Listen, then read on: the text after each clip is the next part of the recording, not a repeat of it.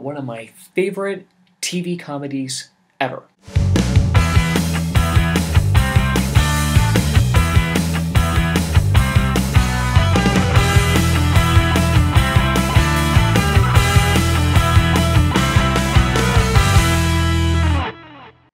The Office, specifically the US version, ran for 9 seasons on NBC for a total of 201 episodes from 2005 to 2013. It was an American remake of a British TV show created by Ricky Gervais and Stephen Merchant, which only lasted 2 seasons, 12 episodes, plus a 2-part Christmas special. The basic premise of both shows follows the characters and the going-ons inside an office which belongs to a regional branch of a paper company. Primarily, the regional manager, the boss of the organization, is a little crazy, doesn't quite get social cues, and is a little difficult for everyone else to work with. In the British version, that character was played by Ricky Gervais, the character was David Brent. In this series, the character is Michael Scott, played by Steve Carell. This series will probably go down in history as being neck and neck with All in the Family as the best American remake of a British TV show,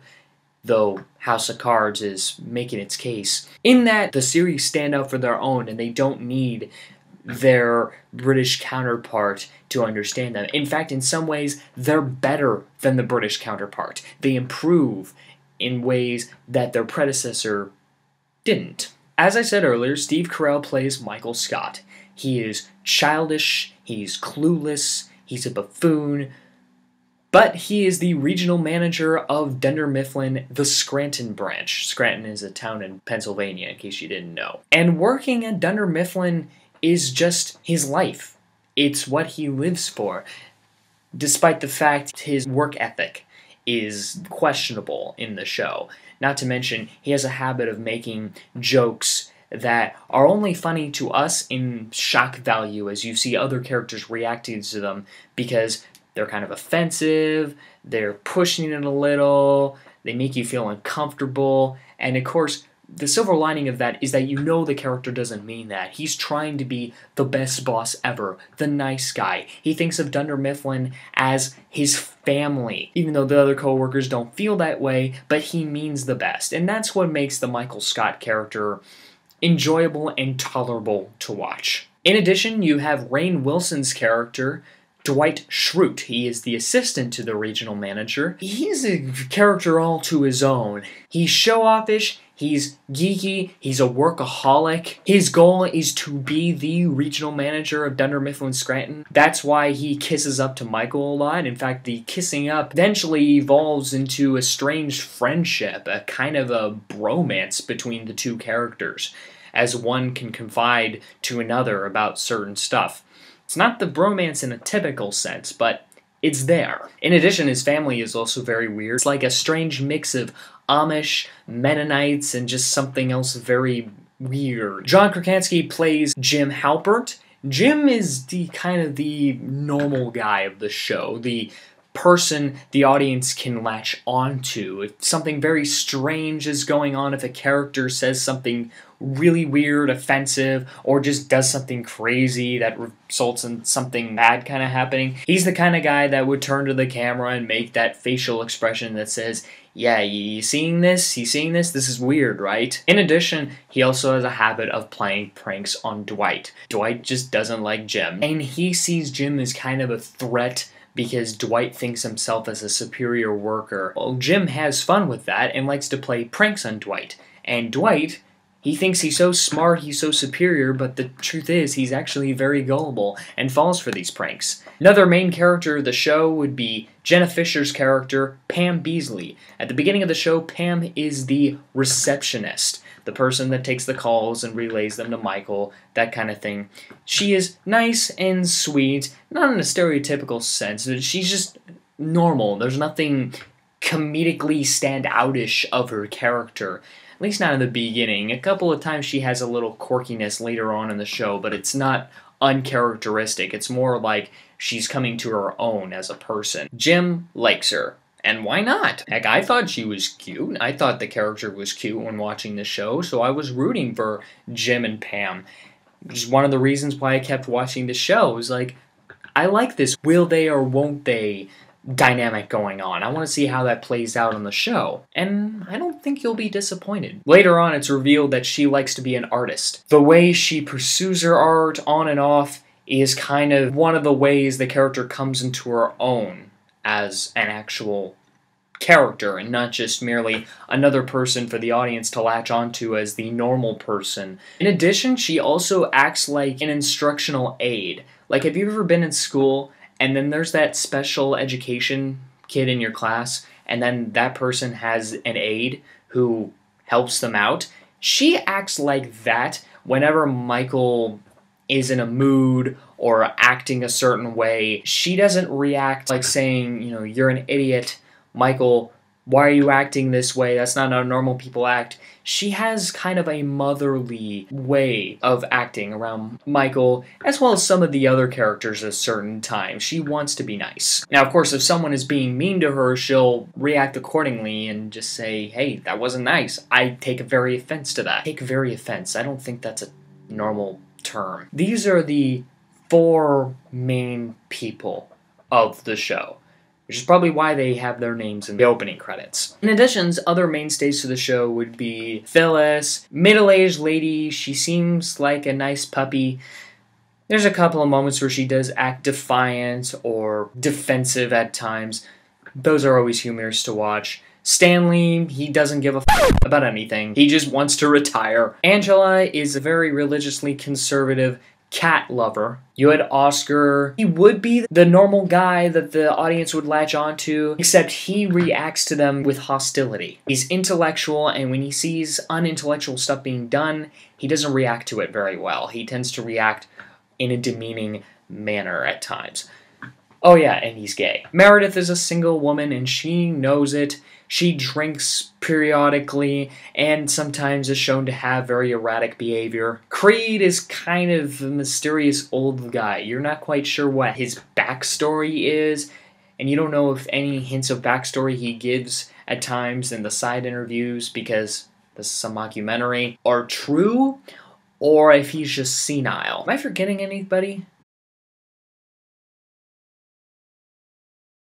Oh yeah, there's Toby. Toby's kind of the punching bag for the show, for the characters that is. Mostly from Michael, but later on the other characters. He is the human resources representative for the Scranton branch. Technically, he's supposed to be the guy to record when there's inappropriate conduct, where there's behavior that shouldn't be allowed in the workplace. He's the guy that's supposed to say, you really shouldn't do that. But overall, as time goes by, it just shows he doesn't really care to actually enforce his job, especially as other characters just direct their hate towards him. Michael doesn't like him because he thinks Toby is not a fun person. Quite the buzzkill. Yeah, I kind of feel bad for Toby. Those are the characters that stay on the show all the way through. There are other characters, primarily to highlight Ed Helms' character, Andy. You might recognize Ed Helms from the Hangover trilogy. This is kind of where he got his big start as playing Andy, a proud, loud and proud Cornell alum, as well as a musical theater aficionado. This is also where B.J. Novak had his breakout success. He was an actor playing Rainn Howard, the temp of the workplace, at least in the start of the show. He was also one of the executive producers, and now he's off doing writing, stand-up comedy, directing, as well as making appearances in other movies, most significantly, in my opinion, Saving Mr. Banks, although more recently a cameo Easter egg appearance in The Amazing Spider-Man 2. Mindy Kaling also got her start in the show for playing the character of Kelly Kapoor, as well as being one of the producers for the show. She is very entertaining in this show. Whenever she has like a one-sided conversation, it's pretty funny, and she has her funny moments, which is probably why she was able to create her own show, The Mindy Project, as well as star in it. As I said earlier, this show is a mockumentary style show. The way it's formatted is like a documentary, to where you have a handheld camera, so some shaky cam moments in the show.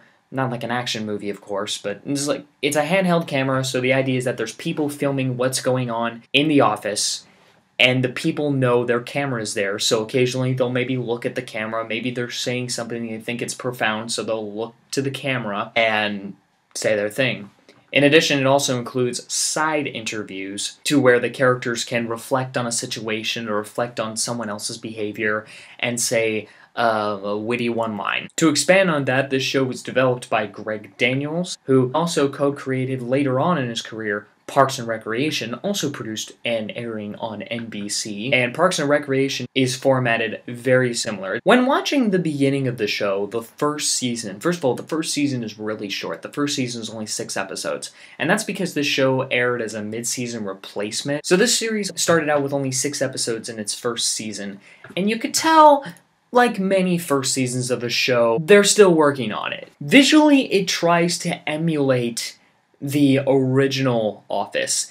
Everything is very dim. There's kind of a depressing, cold feeling to the show because they're just stuck in a very boring old work office working for a paper company. There's nothing really outstanding about that. Steve Carell, he's working on it at the start. He's working on how his character works, trying to emulate Ricky Gervais, but can't quite do it right. Eventually, in the second season, he comes into his own as just a complete childish, clueless goofball. The second season is where they retool the show. The lighting gets brighter, it's a little more colorful to watch, and they figure out what to do with characters and writing. Pretty much midway through the second season, storylines and story arcs are established, and then the show just kind of takes off from there, and it becomes this non-stop comedic storyline romp, and it's so fun to watch. I remember watching this show and being so invested in the characters personally, in their personal lives and stuff like that, as well as their lives in the office. I was thinking, this is my soap opera, except without the cheesy dialogue or pointless love triangles and stuff like that, but this is like watching a soap opera for me.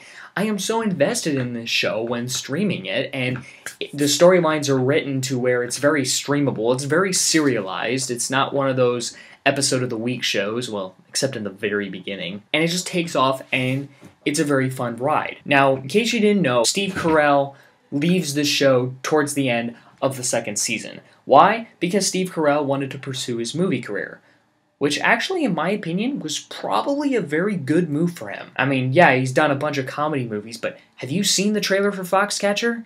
You can barely tell it's him. I'm psyched for that movie. So anyway, the 8th season is the season without Michael. Well, the first season, because there's 2 more after that. And some people say it should have stopped at the end of 7. I don't think that harshly. It doesn't feel like it lost anything without Michael, because you still have the other characters.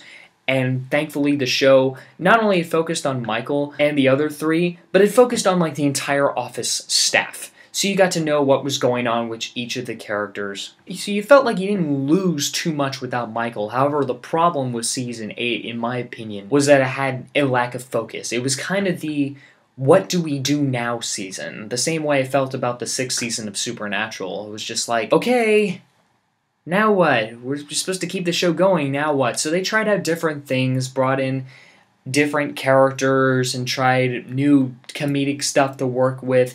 It was starting to get a little silly, and I was starting to get a little weary of it. Then Season 9 started. Starting development on Season 9, that's when the showrunners made the decision, okay, this is going to be the last season. This is the end.